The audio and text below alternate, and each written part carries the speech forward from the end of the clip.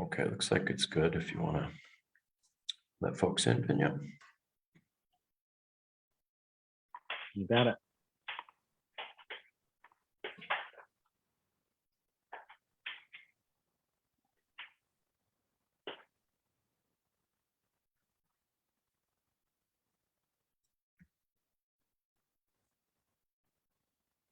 Good evening, everyone. We're going to get started in just a moment. We're still bringing people in.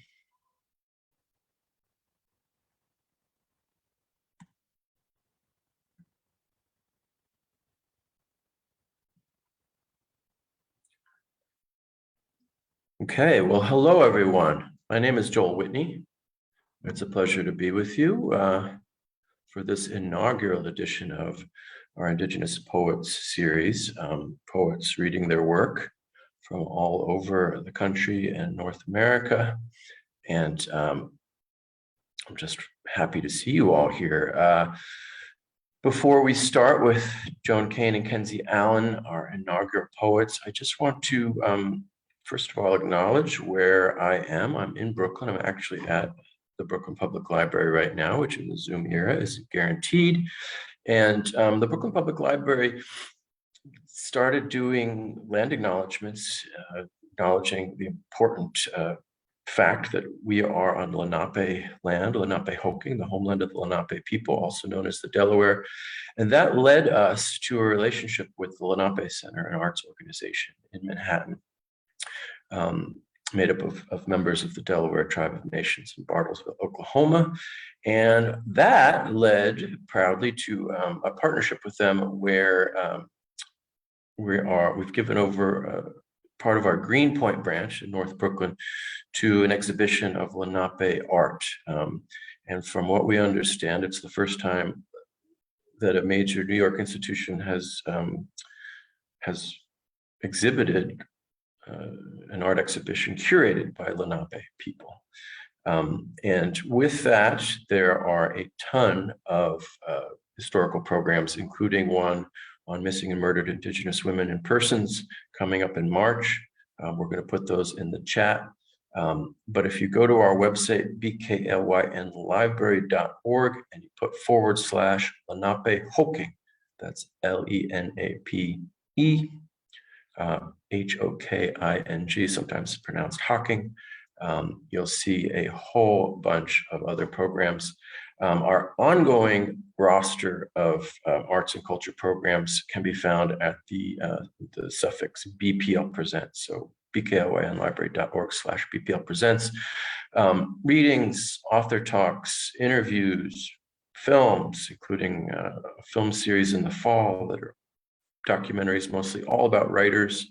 And in a little while, we'll have our rescheduled date for our overnight philosophy event with the French Cultural Services called Night of Ideas. So stay tuned for all that. It's nice to be with you.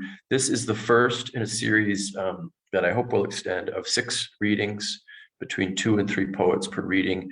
And to have some overlap, we have in April, Rebecca Half-Lowry, who is an artist and a poet based in San Diego, who will read in this series. She also made a very unique traditional cape called a turkey feather cape, which I think hasn't been made in decades, which is a traditional Lenape garment, which is also on display in the exhibit that I mentioned earlier at Greenpoint Branch. So without further ado, let's get to our guests of honor, who I am pleased to introduce. We're going to have a reading by each of them, and then if you like, we'll give you a chance to ask them some questions.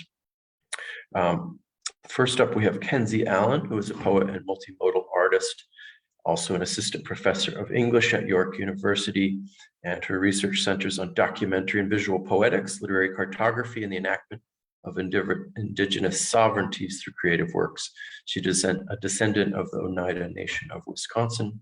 Kenzie's most recent project is a multimodal book of poetry, which incorporates intergenerational histories and diasporic movements, Haudenosaunee traditions, and archival materials of the Carlisle Indian Boarding School. She received her PhD in English and creative writing from the University of Wisconsin-Milwaukee, her MFA in poetry from the Helen Zell Writers Program, the University of Michigan, and her BA in anthropology from Washington University in St. Louis. In 2021, Kenzie was the recipient of the 92nd Street Wide Discovery Prize and an inaugural James Welch Prize for Indigenous Poets. And she has previously received fellowships to Vermont Studio Center and Aspen Writers Foundation. Her poems have appeared in Narrative Magazine, Boston Review, the Adroit Journal, the Paris Review Daily, and other venues. Born in West Texas, she now shares time between Toronto, Norway, and Green Bay, Wisconsin. After Kenzie, we'll hear from Joan Nabiak Kane, is Inupiaq with family from Igiviak and Quarriaq. I'm sorry, I'm butchering those. The author of 8 collections of poetry and prose. She was a visiting fellow of race and ethnicity at the Center for the Study of Race and Ethnicity in America at Brown University in 2020 and 2021, and the 2021 Mary Rout Endowed Chair of Creative Writing and Journalism at Scripps College. Her second book, Hyperboreal, winner of the 2012 Donald Hall Prize, an American Book Award, and a finalist for the 2014 Penn Center USA Literary Award, will be published in translation by Editions Carteser in 2022, and a collection of new poems, Dark Traffic, was just published in the Pitt Poetry Center in September. She has received a Guggenheim Fellowship, a Whiting Writers Award, an American Book Award, the United States Artists Creative Vision Award, the Donald Hall Prize, the Native Arts and Cultures Foundation National Artist Fellowship, and fellowships from the Radcliffe Institute, the Rasmussen Foundation, the School for Advanced Research, and Brown Center for the Study of Ethnicity and Race in America. A lecturer in the Department of Race, Colonialism, and Diaspora at Tufts. She also teaches creative writing at Harvard, Tufts, and the Institute of American Indian Arts. She raises her sons in Cambridge, Massachusetts. And let's turn it over first to Kenzie. Will you please wave and clap and put up happy things? Back to you, Kenzie. Okay, thank you so much for that wonderful introduction. Thank you all for being here. I'll say Yowanko, we say in Oneida. So seguli swagwek, Kenzie ni yukyats, unkwehuan ni yagot lanodad ni yugyats, unyo deaga ni wakyata ni wagidaloda. Sanat go ga utnyo duhadi. So hello, all of you, or hey, y'all. My name is Kenzie. My Oneida name means she plays music as she goes along. I am a descendant of the Oneida Nation of Wisconsin, as Joel mentioned, known as the people of the Standing Stone within the Haudenosaunee or Iroquois Confederacy, and I'm Turtle Clan. I asked, are you with peace? Which is referring to the great law of peace. It's kind of a way that we get on the same page with each other a little bit before we get started in any sort of discussion. But it's kind of sometimes a hard question as well, just like on its surface, do you have peace with you? So I also ask, how is it going along? And I hope it's going along well, or as we sometimes say, as good as possible. So thank you, Yowanko, to Brooklyn Public Library and BPL Presents for this chance to get to share work with you and to get to share a virtual stage with Joan Nabiak Kane. I can't believe it. And so thank you to Joel Whitney and company for making it happen as well. I actually want to start with a poem that I've retitled lately, and it wasn't in conjunction with this reading, but it seems appropriate given these wonderful exhibits, Lenape exhibits that are happening with Brooklyn Public Library. So this is Manhattan, and it is just a fun fact, is the Lenape Munsee word for Manhattan. Sort of, I'm understanding it to mean it's the place where timber is gathered for bows and arrows. So for making bows and arrows. So this is Manhattan, previously titled Token. So far, I've lost sleep, but not children. So far, I've lost tongues, but not air. Bought my voice in the institutions. So far off res, I must be an apple.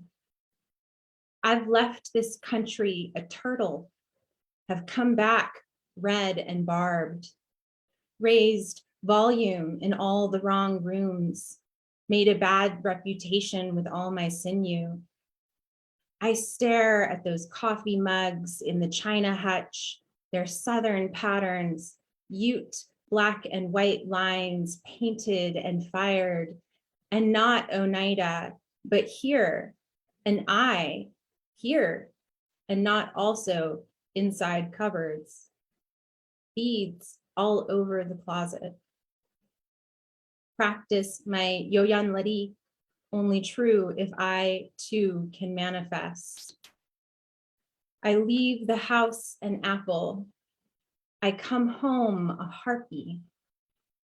The zoom no longer cropped on my camera's lens, but reframed, pulled back as bad acid, the world's horizon sucked into vanishing. And we see you, all high rises and the occasional generous park, sweet talk the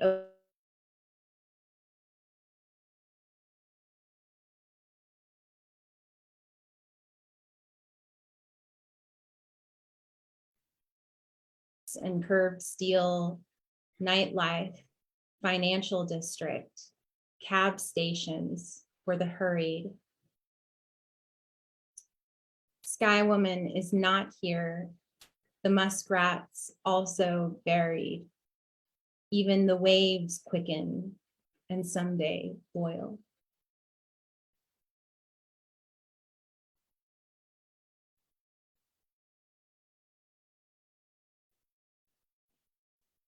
Checking to see if that came through okay, because of course in this digital age of Zoom, my internet is telling me it's a little unstable, so we'll see.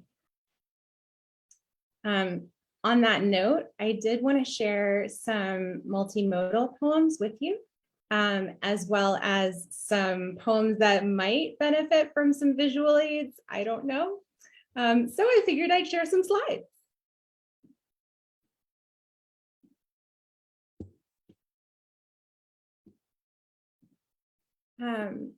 Okay, so this is what's known as a lipogram, Lipogram,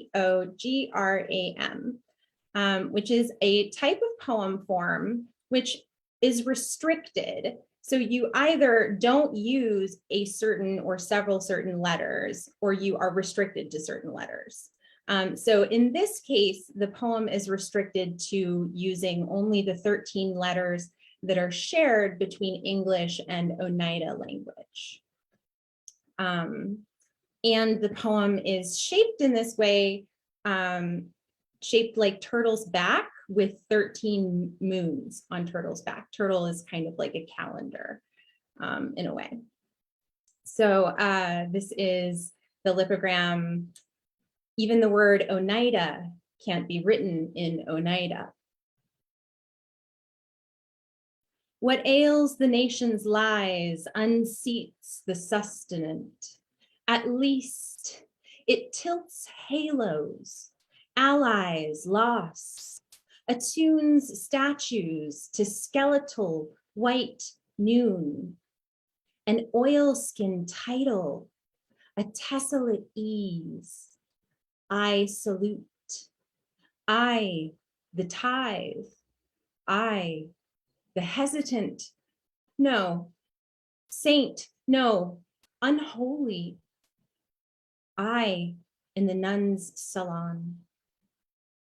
Thus they anoint the unhostile entity, the we who talk less, sweat less, listen, heat less, sands, teeth, all alleles, all eons, all heathen shell unsown, shakes whole a lethal sienna, a toll to hasten want. An unlikely whetstone, this state without yoke, outhunts its own lie, lawless skyline in awe at the likeness, the kiln, the hush, how it shines.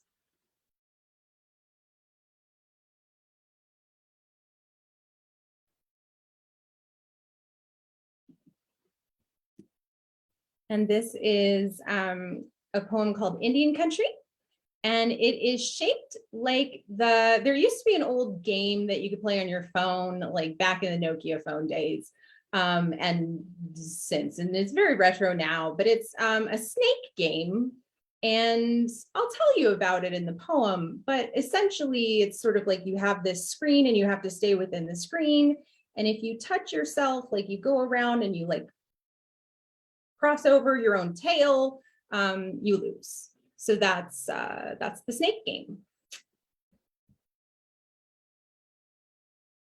I compare it to that snake game where you can't touch the walls or any of those blocks that spontaneously manifest to remap the field, to show by design you've entered another level and things will be fraught. There is always an apple. It is your sole objective to devour. You are the snake. You can turn upon a dime, a unit. You can turn upon yourself again. No square foot of you small enough to avoid your own jaws. They shine, the apple, with a lick of hashtag FFF. It appears endlessly in another quadrant as soon as it touches your endlessly parted snake lips. It is pixel mirage, bitter home, and enemy. You catch the first few with ease. In fact, it is more a matter of waiting. Fruit in far corner, you inch slyly, achingly expand at beginner's speed. Each apple fortifies, adds another ending, a liability, and 300 points. In place of final showdown, the big boss fight, in place of a glowing 5-unit heart, only an algorithm, more cinder blocks, a smaller stage, the dwindling of space, the burgeoning of self, the apples wearisome, the reflexive click of arrows numbed. It's not a question of winning, I explain to no one. It's however long you last.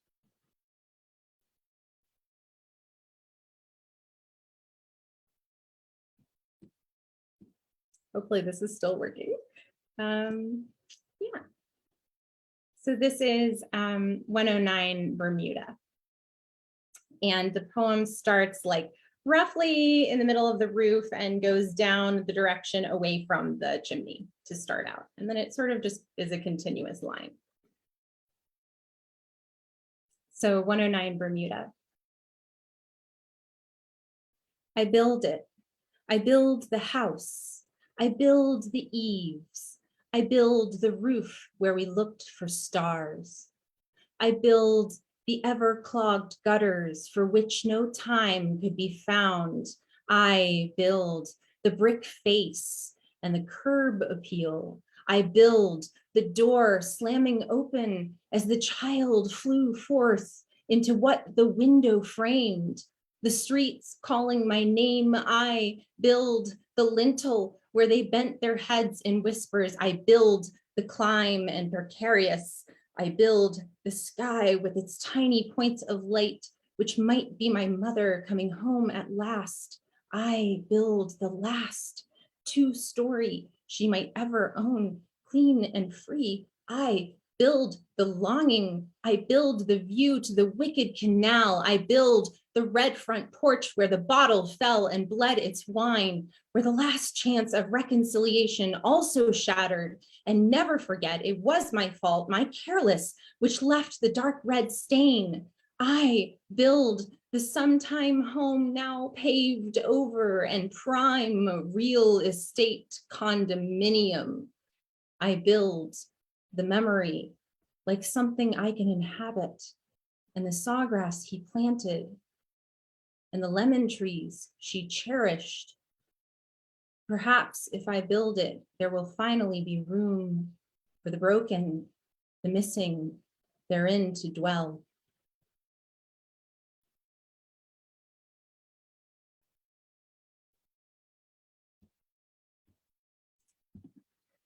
Okay, so this is a little series that I wanted to share a few poems from. We'll see how many I share.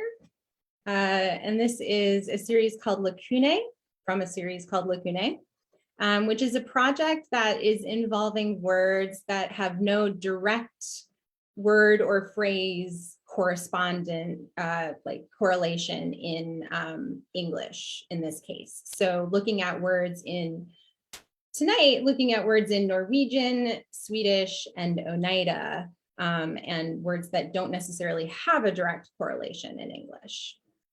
So this first one is Tettsted. It's Norwegian.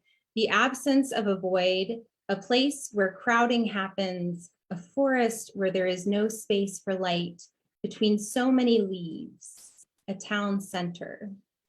Literally, it means closely placed. There is no wall, yet an ocean looms, lace currents, fingers into every inlet. I'd call it a longer coastline if you count the rivers we forded, our lifted canoes and woven hems past the lip of whatever lies between us and that first meeting. I only brought whatever I could carry. I left behind so many and so much of what I loved. Let me be a scatterling, held fast as flag of warning.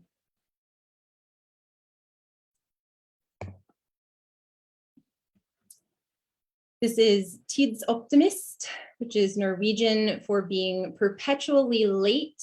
This is someone who always thinks there is more time than there is, literally a time optimist. And thinking right now about Ukraine as well. What if it doesn't get better? Now is not the time to be numb. The torches are lit, but cast no light to pass. My ancestors, prone-bodied, left before chased. I wait for the loop of the rope, christening its highest arc. Bewildered does not suit the yearling's shining coat. Nailed to a crossbeam, we, sometimes not we at all.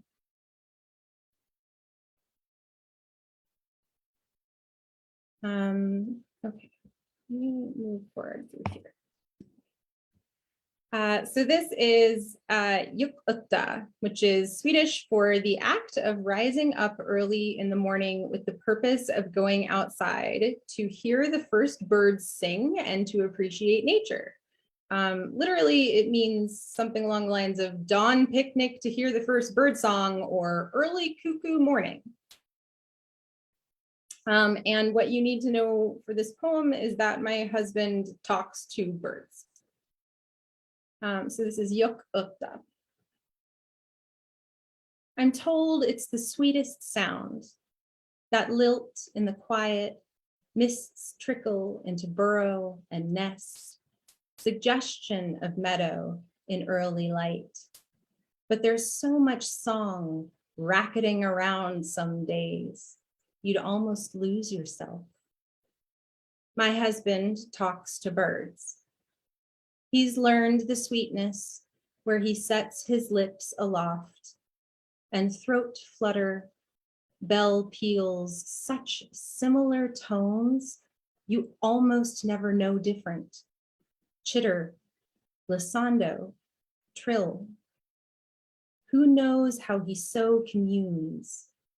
A ghost of wavelength, better days, when among the village gathered, we took the bursting flock as caution, the tender music, a summoning to wonder.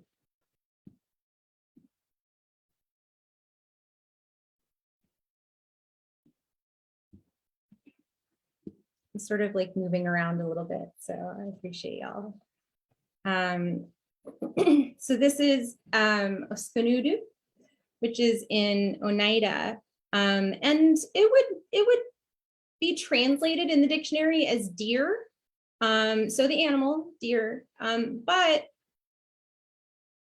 talking with elders and mentors and things like that, sort of getting a different sense of that word and how complex the word actually is. A lot of Oneida words are, for example, verbs or verb-based. So that's really interesting, the sort of way that you pull apart the words and see what they actually mean, because these words tend to tell you exactly what they mean with each root and syllable. So they tell me the word carries with it the meaning of peace. The ska sound is the peace, Ospanudu. The meaning of peace, and you cannot pull these things apart or sift out the animal from the state of being or vice versa. So I've also heard it called the peaceful one. Ospanudu. For a few more moments, it is ours. You are not that kind of wolf who would devour the world. I no longer return to the forest alone. No face doll, water lily. I look for myself in every lake mirror, suspended in briar, the tilted back throat and howl. In the overgrown, river dappled, I don't know what it looks like. Peace, I say, except for the outline of where it's been. I feed her peaches. She licks my fingers almost clean. Velveteen of newly grown, the strawberry trail into cinder cone, I made my haunt, a thicket, clover charmed, an island where we are all well fed, a roadside warning, soft, supple meat. We never can go back to listen for the soundless. My stomach, ripe for arrow and so unsettled. We would be better fur-lined to slip through snow smoothly if headed in the right direction. If I could become it, quivered, skin fit to leave my bones, past, gaze tied to the hunter, headlights, this body I can't bear into exile, that time of year our antlers shed.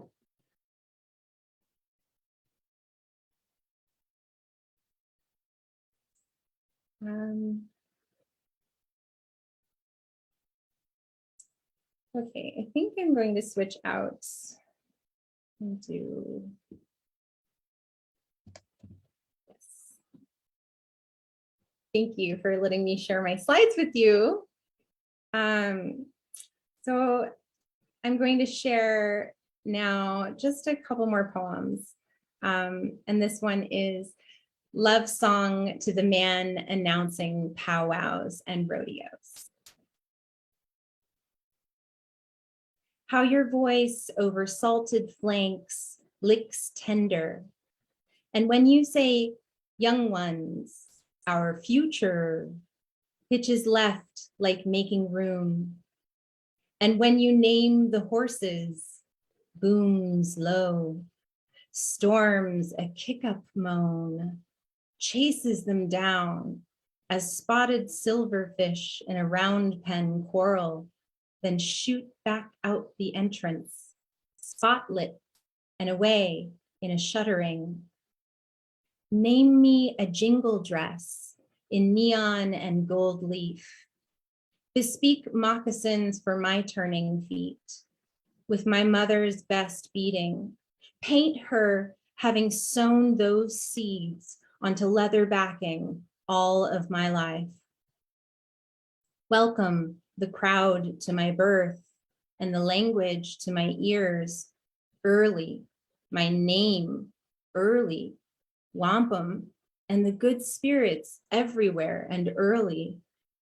Don't send me home without a round of applause, if not a title, if not a good ride and a fast time.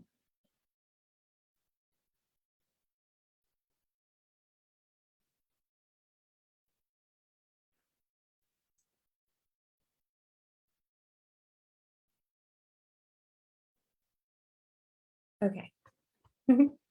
So I just want to thank again Brooklyn Public Library and Joel Whitney and Joan and everyone for joining us here, Yoanko, for letting me share this work with you. And I will leave with a poem, Quiet as Thunderbolts. And I kept it from you like a kill, my name, my legacy, my shoulder chip, and the small hollow beneath where I can be wounded. The longhouse I whittled to matchsticks, abalone filling up with hair ties, Ute painted coffee mugs and iron turtles, a pan flash of identity, an almond eye watching from between the white bookcases and photographs of cities, orchards, graves. A lonely ironing board left to the street outside our old place. Candles I lit in churches for all the women I have loved. Animals who are no longer with us. Animals who are no longer ours. So much landscape I can't tend to, wide as a child's face and crumbled in drought, rimmed in salt. I kept the water lily, how Bear Clan was given the medicines, name giver, how she made me darker with her words. The turquoise ring and how it pleases the spirits to give that which has been so admired.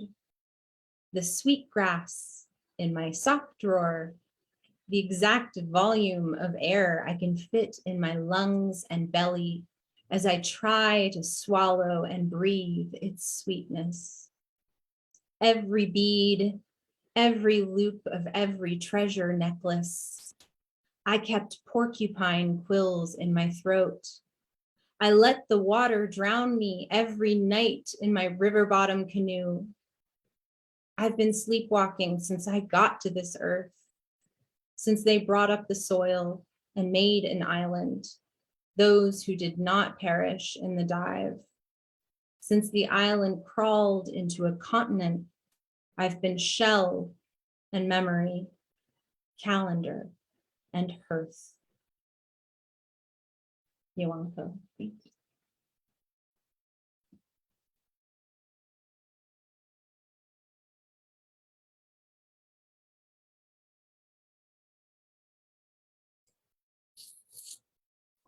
Thanks so much, Kenzie. It was really good to hear you read and good to share the space with you. I'm really grateful and hope that our paths cross and we can see each other again in real life sometime soon.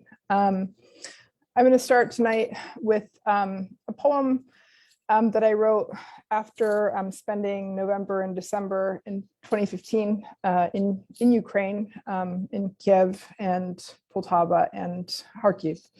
It's called Direct and Proximate Cause Stella. Uncouth, the logic of such conversions, despite the maker's hammer mark, without fjord after nameless fjord. Foul weather obeys thus with another set of questions to divide part of or not to sunder. A woman is vanished into a hospital myths. You didn't fix me before, but now. She could well salvage ivory from the old gone grips and broke arrows bone sharp and perceive betwixt monuments.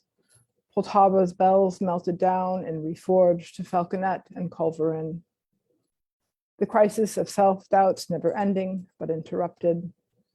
Of course, the sea shall darken in the north, and we disappear into memorial, into the wood beyond a clearing in which we find a trench. Within such shelter, we yield to cold despite the pelt of a bear some men made dead some days before. There was I mocked for having been made a mother from gold, from fish bone, spelled from conflict into cold steel. Such drops of blood form speech, and hers, the third splendor from the sun. And wanted to also say, I am called for my namesake Navayuk. My family, my ancestors, and my children share Huivuk, King Island, and Quarak Mary's Igloo as our homelands. This is a poem called Milk Black Carbon.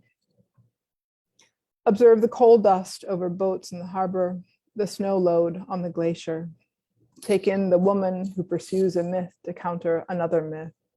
What dazes, scatters, and filters, each respiration blurs an image. The coal tipple tilts in its blue skin, meadows blonde. From open shelves, honey jars tumble to split and spill in the gasp of a tumbler. The thick odor of a nearby smoke will signal the end of something not summer. The fire veins as sap does, translating stands of beetle-killed spruce to crackle and torch. She cannot hurt too much, too long. Take in the woman you have not become. And then take a little breath and hold your breathing. Breathe, don't move, and hold your breath again. This is a poem called Sometimes There Are Even Scars. In waking night after night in an apartment parched, I looked out the window into the dark for some glimpse of what I've lost. An ocean that held so many boats built by men now dead, numerous windings through scree to crown, driveline, cairn blind. I see nothing but the sky. Sometimes stars as bright as collarbones gleam before I blink, then find these firmaments also disappeared. Other nights, something Atlantic heaves with rain. When the storm lifts away, perhaps it will have left gaffed fish, surplus for a child and another child to find. Perhaps I will no longer fight the mind that might hold but one swan, one hare, one figure. Perhaps I will not begin to cry because of the ways in which I mark the months as they accumulate and fall away. No blood, no certainty. I might yet reek of burnt things. My skirts may carry their stains as I pass trap after deadfall trap, the burren, the coffle of dog hitched to dogs, hitched to a lading of oil. And one more surprise with fine excess. When elites cease to exist, will the gold of the land still be so good? Might I muddle the yarrow into marrow? Might it be true that to pixelate is to mobilize, not to disappear? The fog of tedious over-dramatization clears and the open skies of discourse can be discerned. What does it mean to arrange hate to look like verse? What becomes of the ugly and meaningless? Restore words to constituent elements as counter movements through mind-soiled hands, divest like capacity for productive violence. A golden unity of language and its silvered overcoating a road, bringing to bear that if act should prove worthwhile, then a gesture too could pullulate, auspicious as charcoal, amber, peat, and ore. And as I read this next poem, I'm thinking of my mom, Onoyok, Johanna, who appreciate all the thoughts about her. She had suffered a second stroke last week in Alaska, and I'm really missing her, as are my sons. Gray eraser. There is no one to scold, even when the heavens deem the most abject of failures receptive to correction.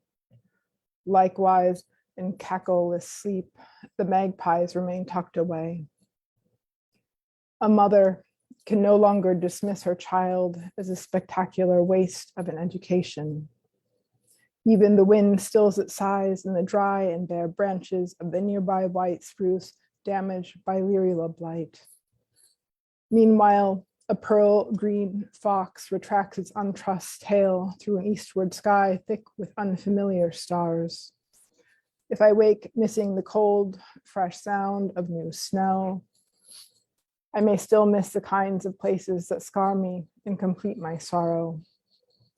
Late at night, the birches must let their leaves pitch and imbricate the floor of what is left of the woods near what is left of me. And yeah, think of her as she recovers, hopefully. It helps. This is a poem that was originally called Upon Learning That She's Hung a Fox Pelt from the Rafters from Ted Hughes Above Her Desk. And in it ends with lines of Alice Oswald, who actually does hang a fox pelt from Ted Hughes from the rafters above her desk. It's just called Upon Learning That She's Hung a Fox Pelt Now. Not an easy thing to shake as she defers her rapprochement with Apodea over false oxlip and flocks. A glacier makes a river of ice, of earth, of everything that is and is not she. A paradox.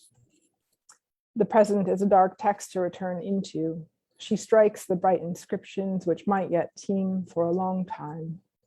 We tread the paths of myth grown sick, like the boy who banged an adze until it grew dull and the snow ceased, and like that which presupposes it and us, line, image, lilt. I'm not quite myself within other declarations. I do not exult with great nimbleness and did not notice the lemming as he slipped through a hole in the fenestra on some annual migration to the sea, past himself as his own peltmonger, and far past the point where he pulled an awl through the falsies. In these words, enclosed too at times within the old enchantments, one broods beyond the problem of being bound to place, to anything at all. And then the ballista too becomes its own source of wonder, an omen, albeit one tempered by the concise splendor of a mind as it moves quick, unsick, within the confines of night. Breach lyric, split time. Will she will explicate the fixed architecture as it flickers by, trying over and over its broken line, trying over. This next poem is called, let's see, I got my order a little bit jumbled tonight. Field work. Another day of heat, strangers continue to wobble across the horizon, bringing drought when instead we should have deluge. Ice steep, snow lichen in water I drew from a lake which has since gone dry. At sea, few understood me as though I induced a sickness that deafened, then healed. As before, I predict lies to be pushed from the boat time and time again. Nevertheless, I expect to get by while their widowers seek refuge with their provident families. Perhaps a storm will pile fish at their doors when the red tide rises. Perhaps they will not follow as we move moon into moon under another sky.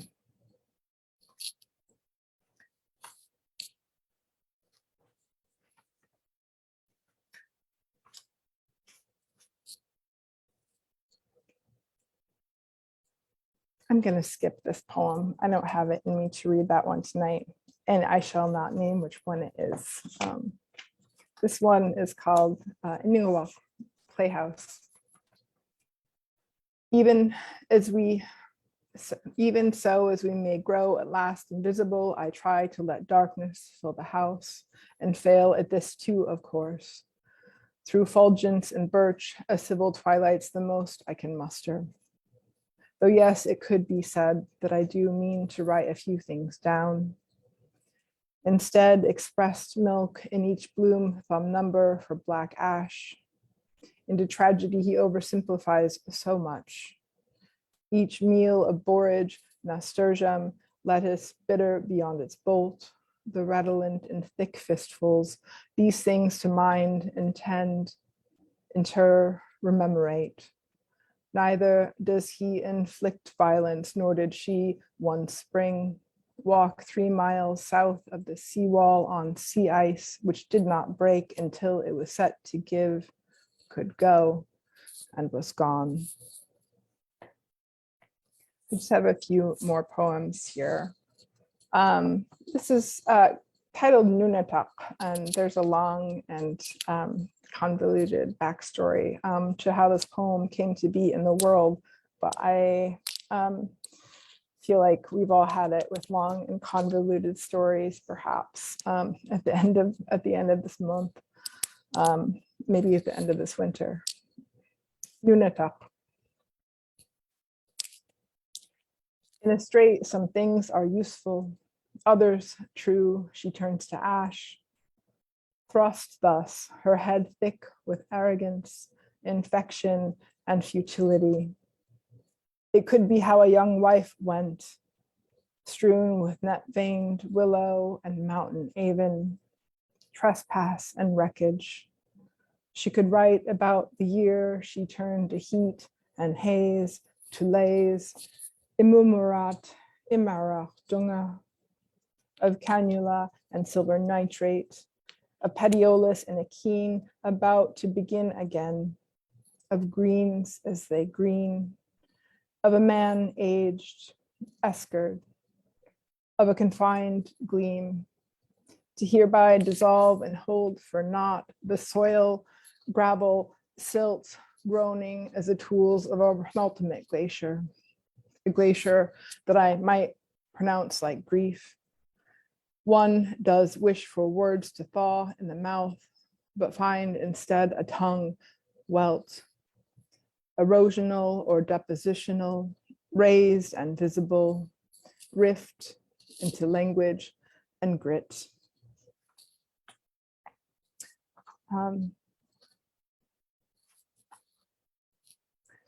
If you are in Brooklyn, I encourage you to, before the 17th of March, especially visit the Amont Gallery in Brooklyn, which is a beautiful new space, AMANT gallery. There's a really amazing exhibit up right now.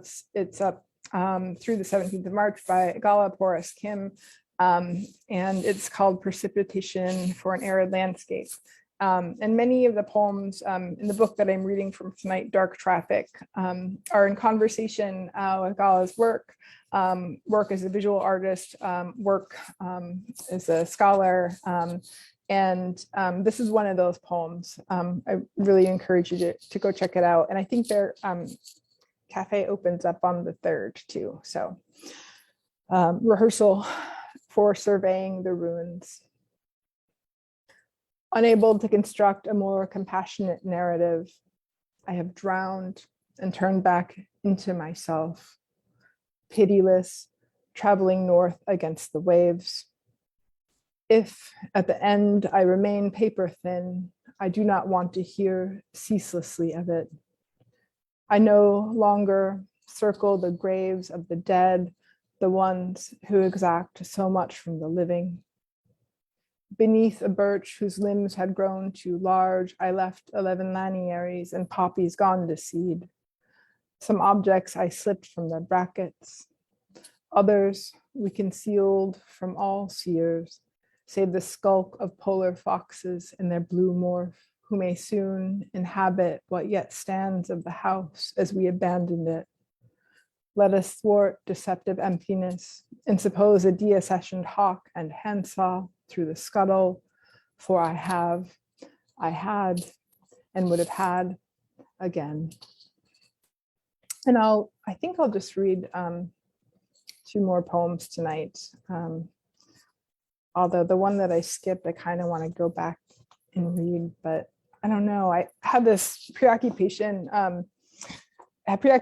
When after this book came out, that a number of the poems in it, I don't know, they seem to be, I always turned to poetry because it seemed to be a genre that was able to allow me to suspend sort of the facticity of my life. And then a lot of the things that I wrote about in this book ended up coming into the world in ways that I hadn't expected, which I guess is a long way of saying I should be careful about what I write, more careful. This poem is called Rookeries. All men knew a secret of the northern part of an old world, a less perfect idea. For the bicornuate woman, it was an island. Though its birds lose our trust, we might learn their language. After all, we have been taught to read and write, to remove our hands from other work as we watch water twist into rock, to cover our wounds, staying alive light after light. For something, I worry. The moon pronounced with clarity its known topography. Our letters and lists reconstructed grammars. They replaced the ways in which we were grabbed and pushed and shoved. Set a wife and her children to rove with indefinite orders. Lineal migration on a small scale is not nautical, but conflictual. Of those men we knew, I could never do them any good. In this way, I forget and let the wind river. It gales and tears at my shoulders and wrists. Iliran Emin, many thanks. I'm very grateful to be able to be here on Zoom tonight with you all and share the space. Special thanks to Kenzie, Allen, and thanks to Brooklyn Public Library for making this possible. It's really exciting to think about the inauguration of this reading series, and it's an honor to share this time with you. And I really hope to see many more Indigenous writers, if not on screen, in person through this reading series. This is the last poem I'll read. It's called Dark Traffic. And the snows buffer the sound of a voice set forth. I thought her lost already, that she had gone to neglect a late migration.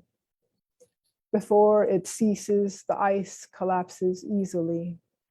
There is no day without a symptom.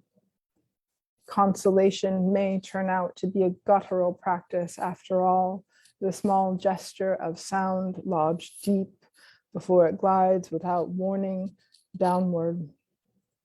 There is nothing but the wind, a howl and dive where water is thrown over water and sewn into it. A howl and dive of wind, water she found flown over water where once we found ice, where the snow once stuttered the sound of that shouter, shouting for this listener, holding her head in her hands, the head in its fine, blank way, an original. Iliran Emin, once again, thanks for listening tonight, and thanks, Kenzie, for sharing your beautiful poems.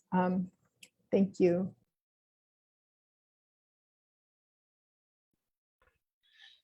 Thank you both. Those were beautiful readings, Kenzie and Joan. It's nice to see you in this first of this ongoing series.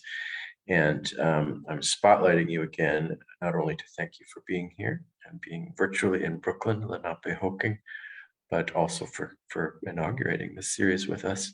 I also am just thanking you while also looking in the chat to see if you in the audience, whom we're grateful to have here, Wanishi, I just learned is how you say thank you in Lenape, Wanishi, for being here.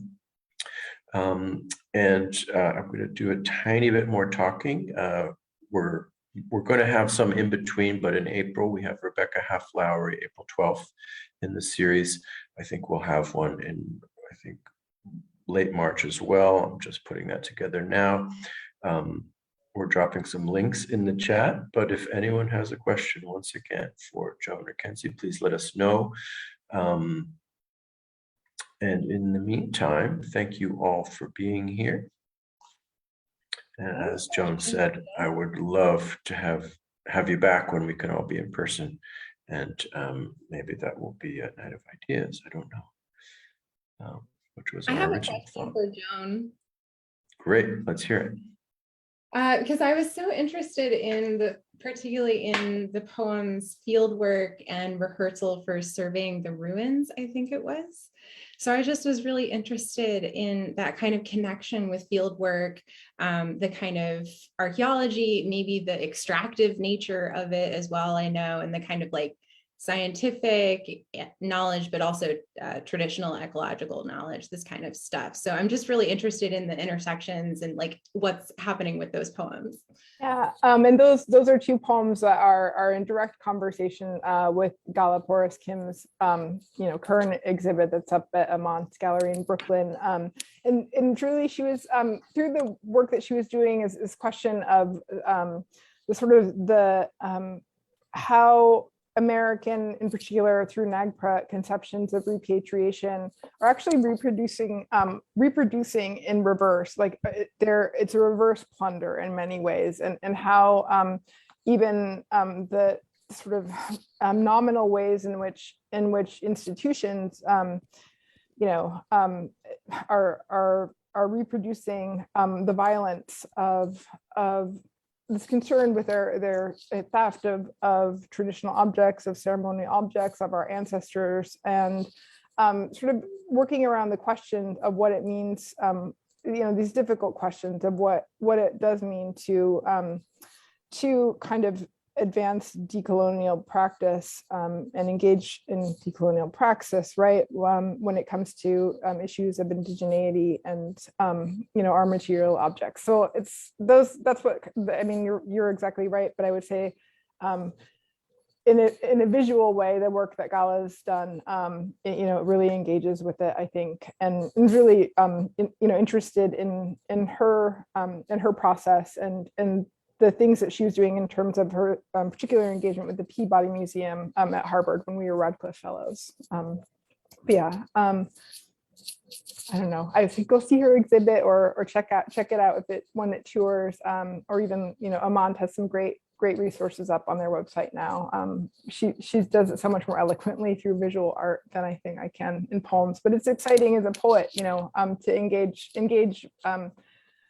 With other artists and with other work, especially at this point in the pandemic, when we're still kind of not having an artist's life of having so many, having the world as our inputs, and we're kind of in this really still self-directed space, both imaginatively and cognitively.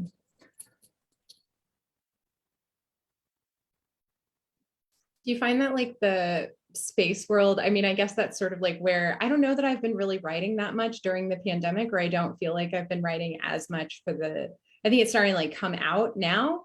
But how has that been going? And are the place worlds of the poems like a space that you can explore that, or like get out of one's own space, or how's the writing going, I guess, or just like what's going on right now with it?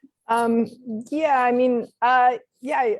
finished Dark Traffic during the pandemic. I think it would have been different. I mean, as a single mom, to two young kids, it's been hard to find writing time. But yeah, just it's and also, I mean, I think my relationship to place, until I went to King Island in 2014, in a way,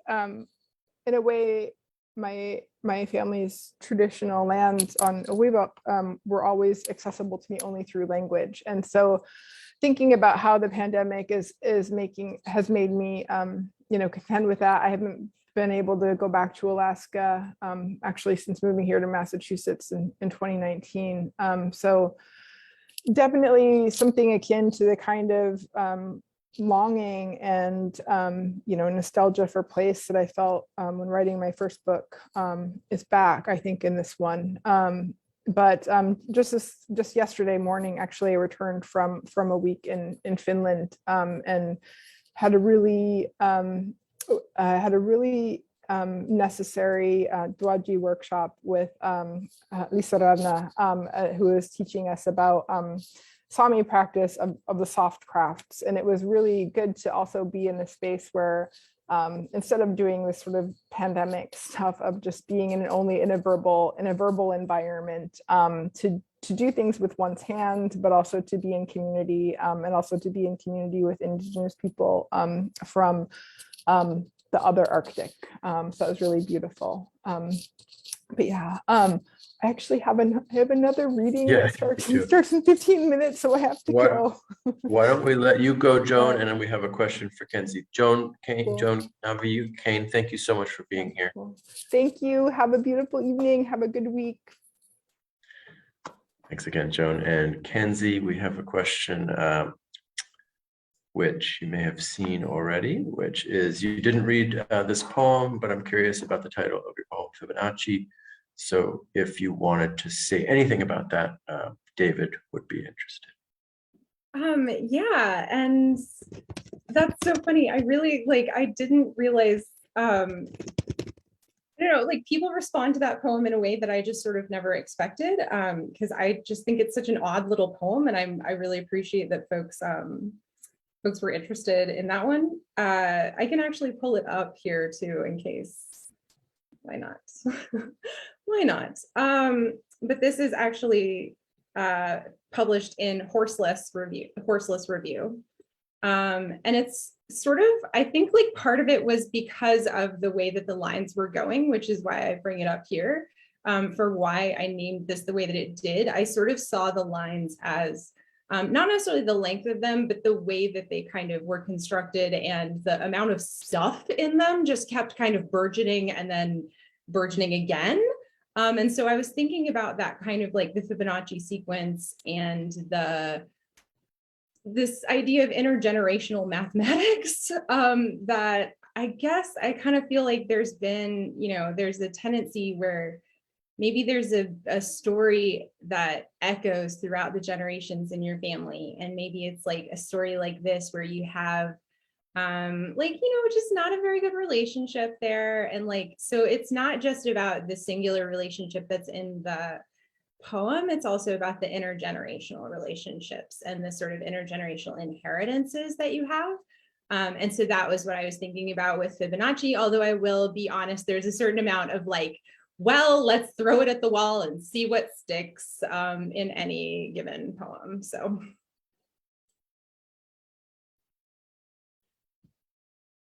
Oh, Joel, I have you on mute.